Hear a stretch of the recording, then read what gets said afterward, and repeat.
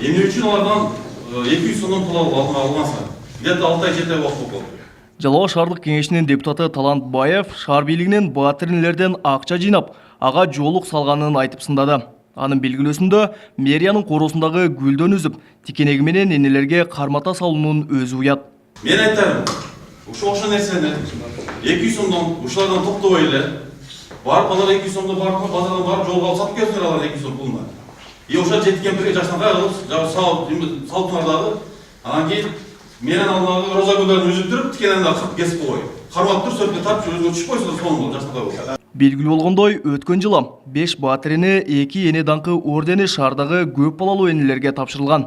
Алардын бири Жеңишгүл Акматова депутат айткан маалыматтарды тастыктап, төмөнкүлөрдү билдирди. Ошо сыйлыкты тапшырарда ар бирибизден ушу 200 сомдон акча алып, жоолукка деп алыптыр. Андан тышкары гүл алып келгиле деди. Базардан сатып чыккыла деп. Ага өзүбүздө, ага мен каршы болдум. Кандай гүлгө дагы неме болбосун деп. Анан ошо эчиктеги өсүп турган гүлдөрдөн сындырып эле колубузга карматып койду. Эми го биз го жаш элебиз. 80ге чыгып калган энелерге бул деген уят нерсе болсо керек. Ал эми ошол күнү батирини намын алгандардын дагы бири Курманжан Төрөбаева эч кандай акча жыйноо болгон эмес деп ишендирүүдө. Ошондой эле сыйлуу аземге кайненеси менен келип, экөө тең орден менен кошо ак жоолук жана гүл алганын айтты.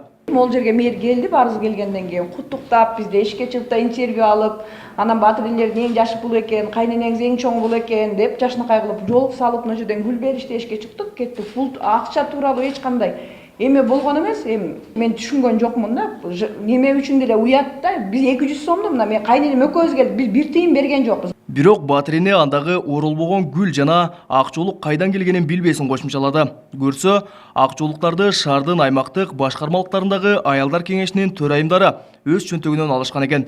Ал эми роза гүлдөр мэриянын жашылдандыруу мекемесинен келгени белгилүү болду. 2018-жылы 7 ай болгондуктан биз ушуну бул аялдар үчүн бир мындай көңүлдүү болсун деген ойдо гана жашылдандыруу чарбасынан гүлдөрдү алдырганбыз.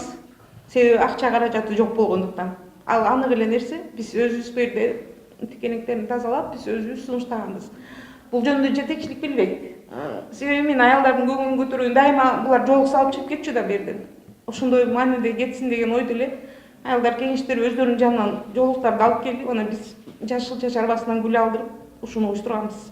Адистер берген маалыматка таянсак, буга чейин шаар бийлиги батирине жана эне даңкы орденин алган ар бир аялга гүл жана жоолук үчүн 200 сомдон акча бөлүп келген. Өткөн жылы 7 эле адамга мындай наам берилгендиктен уюштуруучулар белекти өздөрү сатып алмак болушкан.